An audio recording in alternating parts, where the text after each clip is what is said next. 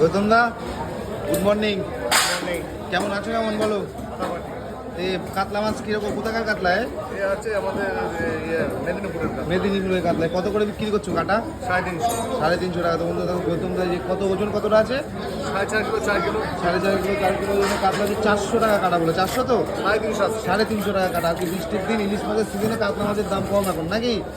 এখন ইলিশের সিজনে কাতলা মাছের দাম কম, পেটে শুধু তেল, কাশির মতন তেল পেতে নাকি, কাশি ফেল। আর এই যে আছে এই যে রাজুদা, রাজুদা good morning. Good morning good morning. ইলিশের কি রেট আছে? কত? 1000 টাকা। 1000 টাকা। 500 গ্রাম সাইজের মাছ বন্ধুরা 1000 টাকা কিলো। রাজা কোথাকার মাছ এগুলো? রায়দিঘি সব রায়দিঘি যা আছে এখানে সব রায়দিঘি। ডায়মন্ড আছে, ডায়মন্ড হারবার আছে। ডায়মন্ড এবার রায়দিঘি মিশিয়ে আর কি, তাই তো?